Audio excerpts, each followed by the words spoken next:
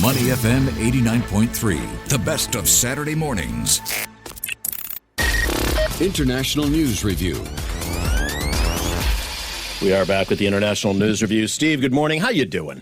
You know, I'm doing well, but I've got a bone to pick with the station. Uh-oh. Start as we mean to go on. The collateral comes out for this week's show. Beautiful collateral. Yep. Says, join Glenn, Neil, and Max the intern. Yeah. He's getting billing above me now.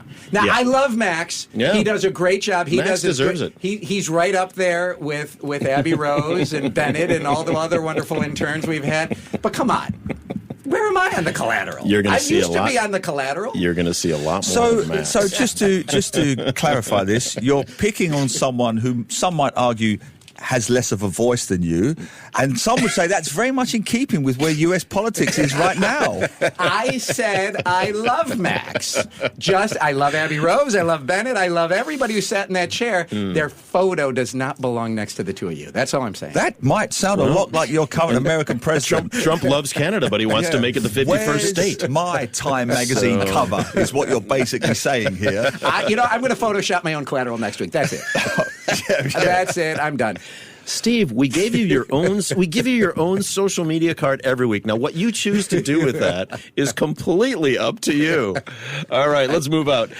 U.S. and Russia had talks about Ukrainian peace and are apparently getting closer to some sort of understanding about what a peace deal would look like without having Ukraine involved. Take us up to speed on this, Steve, because it is an evolving story. Well, here's all you need to know this is from a White House official who's been involved in the talks. Said, Zelensky is an actor who committed a common mistake of theater kids. He started to think he's the character he plays on TV. Yes, he has been brave and stood up to Russia, but he'd be 6 feet under if it wasn't for the millions we spent, and he needs to exit stage right with all the drama.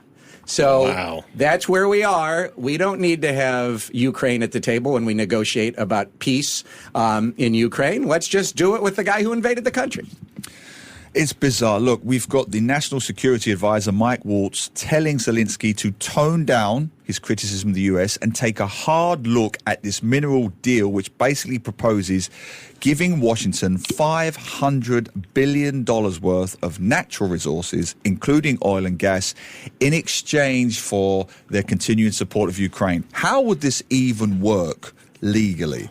Well, it's called a shakedown, is what it's called. Well, an analyst for at CSIS, the Center for Strategic and International Studies in Washington, said, "Look, the U.S. has not historically used a natural resource for aid swaps, but it's a tried and tested tool in China's mineral playbook. So the United States is just doing what China does. You want our aid, you give us your minerals in return. And so, no, of course you can. Look, it would be a treaty between two countries, and the United States is making very clear, Ukraine, if you want continued aid, if you want some type of security arrangement to make sure that Russia doesn't invade a second, or I should say a third time, then you're just going to have to give us access to your $11 trillion or so in critical minerals.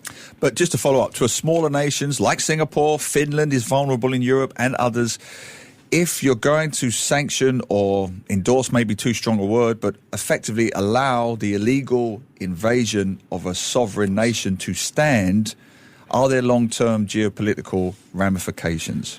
Well, look, that's the question. If you're sitting here in Singapore and you're looking at this from an Asia-Pacific perspective, that's the question everyone's asking themselves. Is this going to be a model? What lessons are taken away, especially when it comes to Taiwan and China? And right now, from everything I'm reading of the people who I know this and trust, they're literally split 50-50, saying, no, this is particular to Russia and Ukraine, and this isn't going to have any applicability to us in Asia Pacific. And the other people are saying, yeah, this is exactly the playbook that we're going to see happen here, and that you're going to see with the United States negotiating with Russia and Ukraine's not at the table. Will the United States negotiate with China and Taiwan is not at the table? And so that is the question, Neil, that everybody's asking. One of the comments I saw coming out of Kyiv was, if Russia and the U.S. come up with a deal and Ukraine is not involved in it, Ukraine will not abide by it and will just keep fighting. And apparently the soldiers on the front line are like, yep, we're going to keep fighting. What do you – look, we don't know what we don't know, but what do you think the end game might look like here if that happens? They can't. I mean, look, and that's what – and this is where Trump knows and is basically said Ukraine has no leverage. Ukraine has no power in this, and that the United States can dictate with Russia what Ukraine is going to have to accept. And so now what will the Europeans be able to do? What will the Americans be able to shift Trump and where he's been? And Trump seems to have walked back a tiny bit from this, but he recently said in an interview on Fox, where else, that while he acknowledged Putin was indeed the attacker who started the war, thank you for recognizing history, Trump also said Zelensky has no cards. You just get sick of it, and I've had it with Zelensky.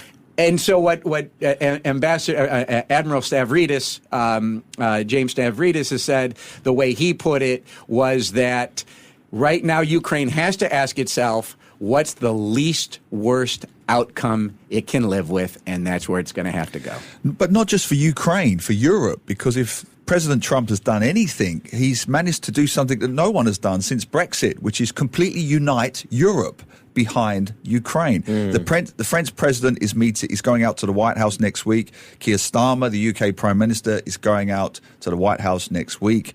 Will Europe's input matter? Will Trump even care?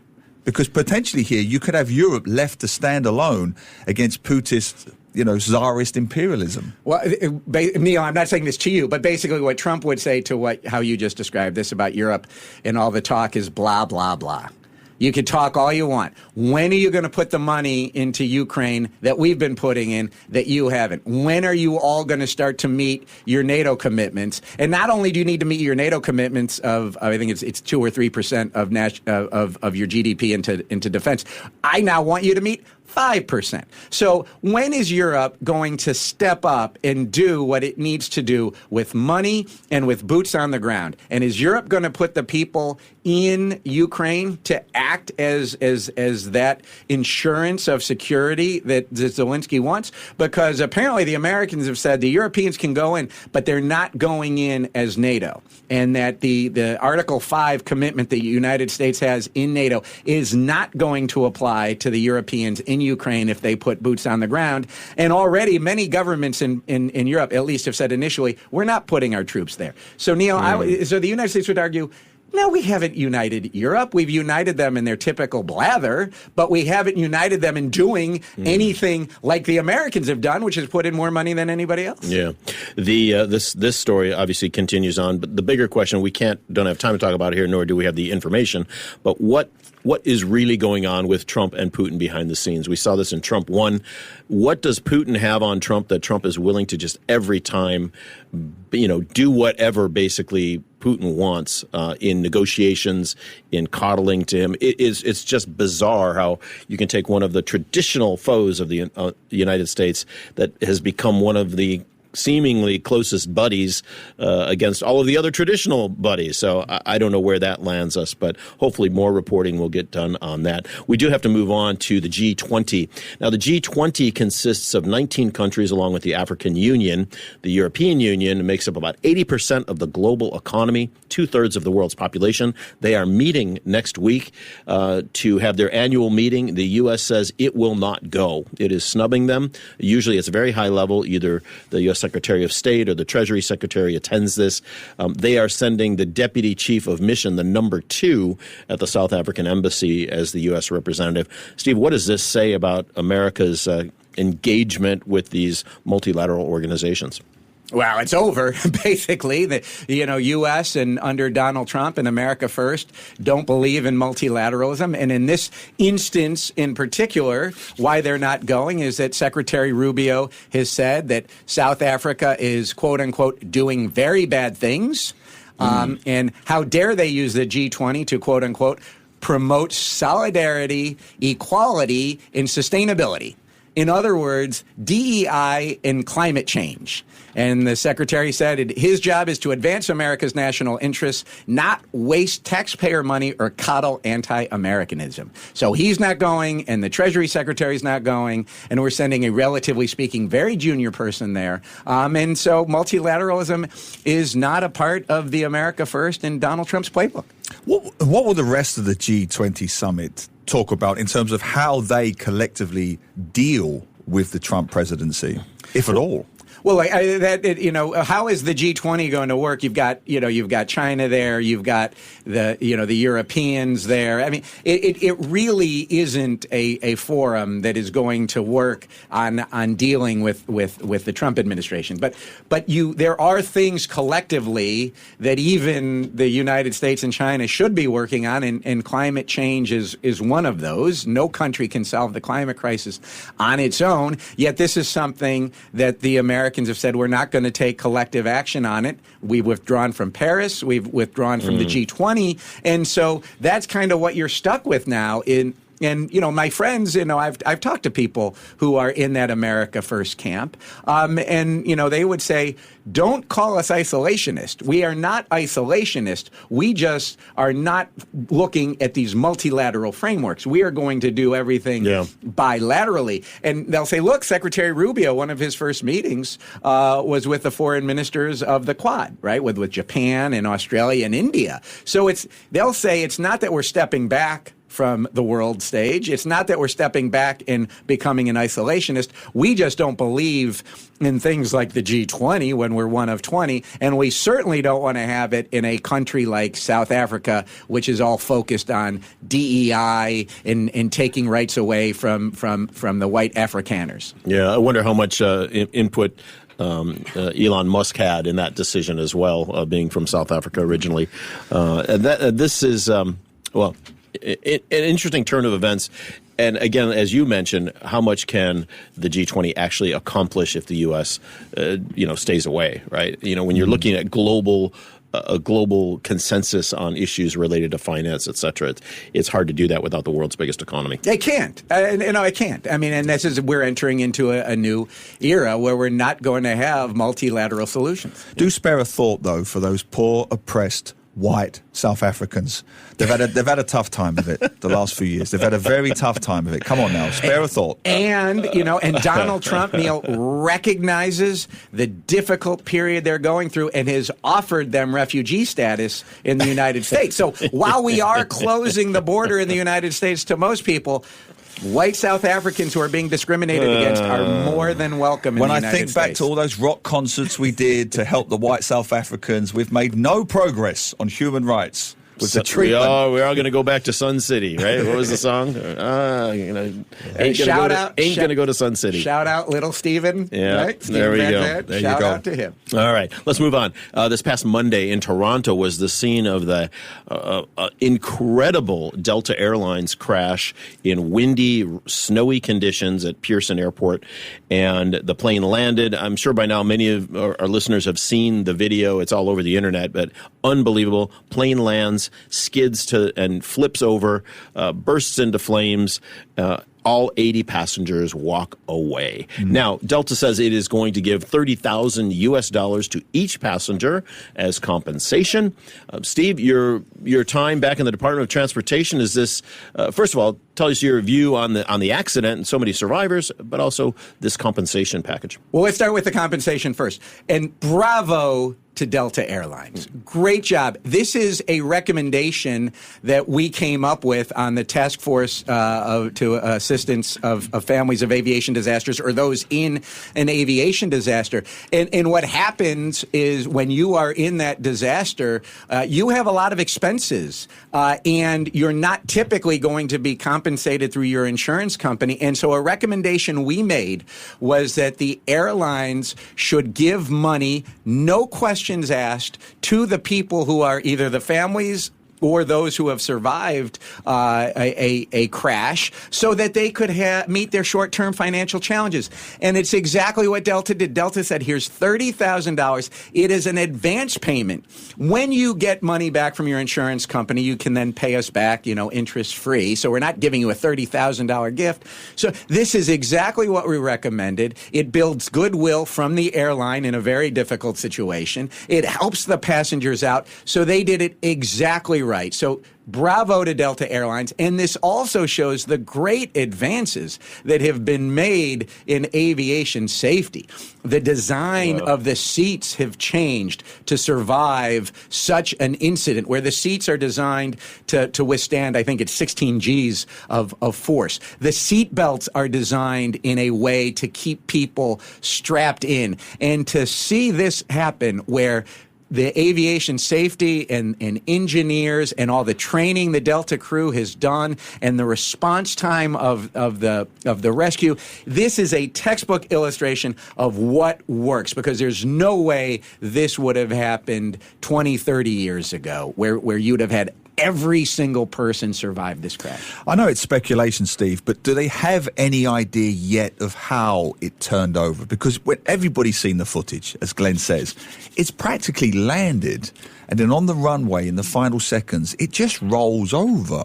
We're not going to speculate about blame or apportioning blame, because we don't know yet. But will they look at the airplane's design to see how it rolled like that? I mean, not so much. I mean, I don't think it'll be the plane's design, because this plane, one, is this regional jet that is used is the workhorse of regional jets of these types of short haul flights. I mean, and it's been around for decades, this aircraft. I mean, they're certainly going to look at the pilot, and did the plane come in too hard? And people think this plane came in pretty hard, and it was a pretty hard landing. So if it was did he come in too hard? Or was it a weather condition? Should he not have come in at that time? Was there something that he did in his training that needs to change? So not that I'm not saying it is the pilot's fault, but I think for sure in this one, okay, how did the pilot come in? What training did he have? What did the air traffic controllers tell him? Should they have not come in if the wind was too strong? What did the runway was supposedly clear. I mean, we see how cold it was. Did the weather have something to do with it? They'll look at everything in terms of why this happened to prevent another one from happening again. But this just shows how great the aviation security and the aviation safety system is. It was a blustery, snowy, cold day. From what I read, there was a crosswind of about 60 knots.